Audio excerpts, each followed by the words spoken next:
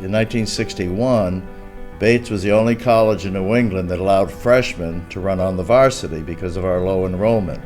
So a lot of people involved, and it started with his father. Another interesting thing, his father's name is Henry, his mother Beatrice, and that's our parents' names as well. Really? And they were good. My father went by Henry, but they were good friends, so I guess I was just kind of destined to come here.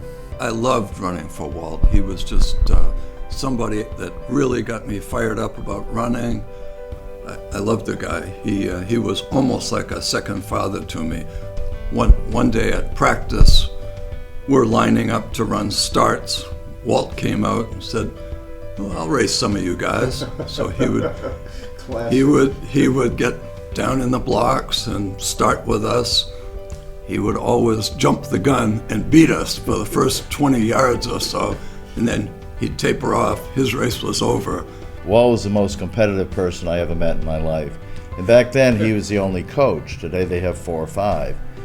And one of my favorite memories, we were in the old cage and the net was there because baseball was going on, and there was just a small opening, and Walt was standing there and I was at the finish line. A ball came through the net right by his nose. Without thinking, he said, "Grab the javelins, boys, we're under attack." And he really he frowned on your dating. He wasn't big on a lot of stuff. Yeah, PDA was his favorite thing, no public display of affection. And if your girlfriend wore your leather jacket, that was the pits. One of the things that I think most people miss is who we ran. We weren't even concerned with Bowdoin and Colby.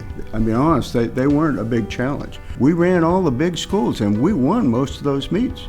Indoors, down here, we were tough to beat. Not many schools beat us indoors here while I was in school. I don't know that any team beat us here indoors. The other thing was the balcony was right on top, and we were probably the #1 sport on campus. And the fans were rabid, screaming, and it was unlike anything you could imagine. It was a clear home court advantage. I don't know whether they were intimidated or not, but the record would indicate they were. UNHers come up on a Wednesday night. The entire college would be there. I hated the indoor hurdles because 3 hurdles, it was all to start, so I didn't always win in there. But the other thing I had the opportunity was running the BAAs in Boston Garden, and I ran against Hayes Jones, the 1960 Olympic hurdler, and bye-bye, I said to him. I mean, it was really fun though. I ran at the BAAs my senior year, I think, and I ran against the fellow Calhoun, I think, who had finished second in the 60 Olympics, and I made it to the semifinals in that meet.